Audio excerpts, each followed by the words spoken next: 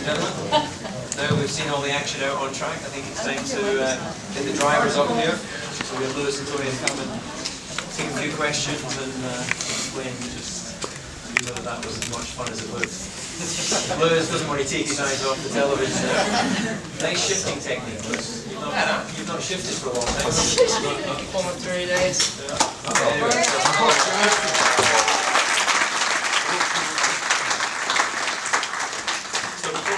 Throw it open to the floor and just get a few questions going here, and then you all get your opportunity. So maybe we'll start with Lewis, because you were first man out. Yeah. Give us your experience for first time in a stock car.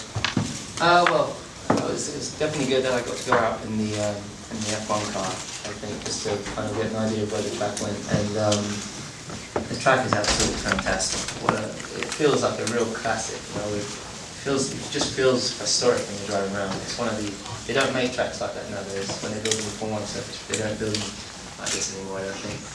But and then when I went in stock car, yeah, I mean, I was a little bit nervous as I was pulling away. I was thinking, I thought I was in the wrong gear or something because it sounded like the RPM was dropping quite a bit, and then I just gave it some power. And I don't know if I did a burnout or not. You did good. And I was really surprised, I think. Not really knowing, I was thinking it was going to be rolling quite a lot, and I didn't know how stiff it's going to be. But I tell you what, it handles really well. You really love driving it.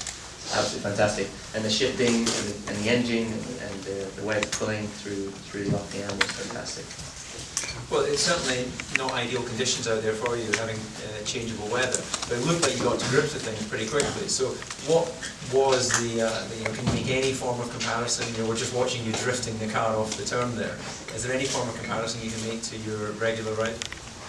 What would you think? It's not the same. They're good. They're completely different, but the driving skills that you learn, you know, the braking, the trail braking into corners, you know, park throttle, shifting, and that's all very similar. So that's why I think it was easier to pick it up quicker than perhaps others were. It's the same for Tony. I think he went out there and straight away picked it up with no problem for him. So, but yeah, I mean, I definitely could see myself having some fun with that a little bit more. Well, an obvious question, you're always in the middle of your Formula 1 career, but is this ever anything you can imagine racing in the future? Well, I'll tell you, with the problems I've been having recently, I think changes might be not be a bad thing. I just want first dibs on trying to hire him. Well, you heard it here first then, when the contract negotiation takes place. He's not cheap, you know, but then I guess you're not cheap either, so you're both winners. Yeah, I just look cheap. Well, moving on from that, Tony, maybe if you can share with everyone your experience of, you know, it looked like when you pulled away out of the pits as if you were being really cautious. You lulled us into a false sense of security, and then first time past, you were flat out. Yeah, the funny part is I couldn't even get it up high enough in the revs to get it to actually pull away in first gear. It goes into the default stall mode, and so I kept having to reset it because I'm trying to tell myself, just get in the gas a little bit. So once we got rolling though, it was unbelievable. It was, you know, the good thing is you have somebody like Lewis that can sit there and guide you through it. And you know, it's as silly as it's going to sound. I ran a couple hours yesterday on an iRacing simulator, and I told Lewis, I said, it gave me such a good base to come with and have an idea where shift points were going to be, and you know, 7-speed transmission versus a 4-speed that we have in the Cup car. That it was a huge help in having what we learned on the simulator yesterday and Lewis's input. It really you made it easy to go out and feel like you could relatively get up to speed quick. So you know, to do it in a short amount of time, it's just amazing what the capabilities of the car are. It's I told the guys on pit road out there that it's probably going to make my crew chief a little more stressed during the weekends now, because I'm going to want it to handle like that all the time. I don't think we're going to ever get it there. So, but it was fun. That is truly an experience of a lifetime, and you know, I just can't thank the people at Moto 1 enough for helping facilitate this, and everybody at Watkins Glen. It's I'm glad I didn't know what these cars were like 20 years ago, because I may not have put a fender on a race car after that, but I'm glad I had the experience, and really thankful to Lewis and his entire team for letting us do it. Well, indeed, we have to obviously thank Mobile for making this possible. Maybe you could just explain a little bit, not ideal conditions, but nonetheless, what is the sort of single standout thing that really impresses you with a Grand Prix car in comparison to a NASCAR? I think the biggest thing, and you know, I have a background with IndyCar racing, so I'm somewhat familiar with downforce, but not this level of downforce, and I never drove them on a road course. But I think the thing that probably stood out the most was just how incredibly efficient and good the brakes are, and how far you can go. I never got to full potential of what the car was capable of doing in a braking zone, but it's just amazing how far you can charge the corner, and it's easy to see why it's hard for these guys to overtake, because it's not a long distance from the time you get out of the throttle and on the brakes to where you're changing direction. So it gives you a much greater appreciation for how hard it is for these guys to overtake each other, and what that car's actually capable of. I mean, it's just incredible, the technology behind it. Oh, good stuff. Well, maybe at this point we'll throw it open to the floor, and if I can ask that the members of the international media get their questions in first, because I think they're under pressure of the deadline. And also, we have some microphones at the back of the room as well, for the benefit of everyone being able to hear what the question is. So, who is first up? You get your hand up, and then maybe we can get a mic to you. These gentlemen here on the right-hand side. There's someone coming here with a mic, so if you can just... Joe Menzer, NASCAR.com. I'm just wondering if you could both, was there any pressure not to wreck the car? I mean, and Tony, did you in particular feel any after he went out and made clean laps? I don't want to wreck any race car, let alone somebody else's car. I don't feel near as guilty about it nowadays when I'm paying the bills on it. If I crash it, I don't have to be responsible to too many people. But knowing that this was the car that Lewis won the World Championship with, that didn't really put a lot of pressure on as much as just you want to enjoy the experience. It's you as a competitor, you want to go out and want to find a limit, but at the same time you realize that if you make a mistake, the penalty for that mistake is probably going to be pretty large here. So you may back it off a little bit just to enjoy the experience more. But you know, there was never any pressure from our side. You know, we told him this wasn't a car that if he crashed it, don't sweat it, just have fun in it. So and they were very much the same way. They didn't tell me not to worry about it, but at the same time, they never said, please don't crash our race car. Maybe the gentleman right at the back of the room there. You've got a mic. Woody came with MRN. For Tony, what did you think of the long course? And for Lewis, what did you think of the weight of the stock car?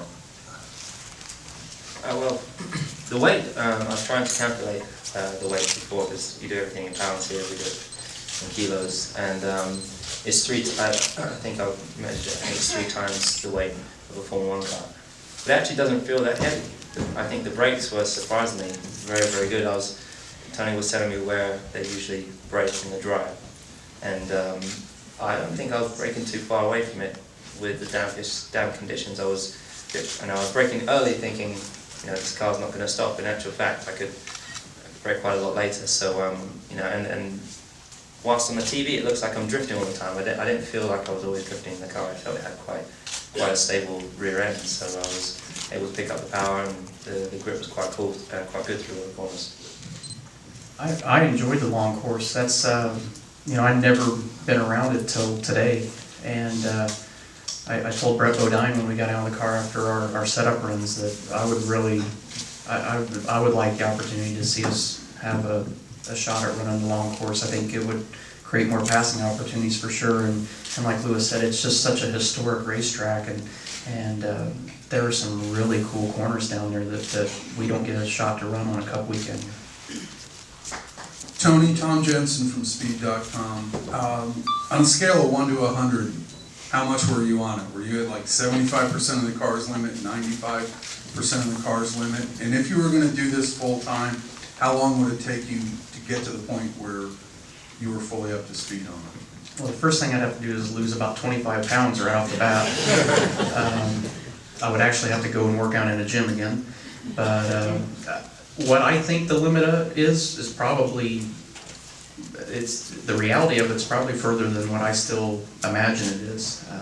Like I said, I know I did not reach the potential of what that car is capable of doing, but you know, like I said, you don't want to make a mistake, you don't want to find out that you're 5% over the limit and put yourself in a bad spot. But it is incredible how well these cars handle, and obviously being out on rain tires, they're a real grippy tire, and if you had to run them more than 3 or 4 laps, you probably would have a handful, but just had a ton of grip, and I don't know, I would say I was running probably 80 to 85% of what my potential, or what I think my potential would have been. Now the car was probably 20% more than that on top of it, so you definitely would have to learn. I mean, there's no way that you're just going to jump in one of these cars and get to the caliber of what Lewis can do with it.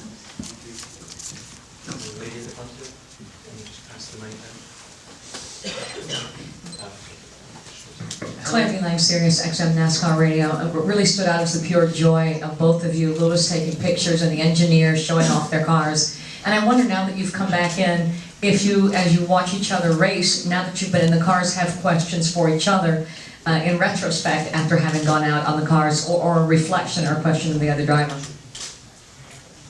Yeah, I guarantee it's going to take a couple days for all of what just happened in a short amount of time to all sink in, and it's going to create a lot of questions of, so how do you do this? This is what I felt, but I know I need to do it different, so how do you do it different? But, so I'm sure I'm going to start wearing his email out and have questions about what to do and how we should have done it different. And the cool thing is maybe I can talk him into showing me the telemetry and comparing our laps and seeing how much was actually different. And I think that's an advantage that we'll both have, in being able to go back and look at the telemetry and see how we really did things different. What about you, Lewis? I just feel like a kid today. It's just good to be able to be a kid again.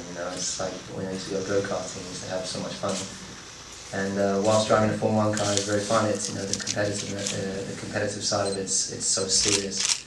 As where today I just was able to I think after even also such a tough weekend, I was already still also feeling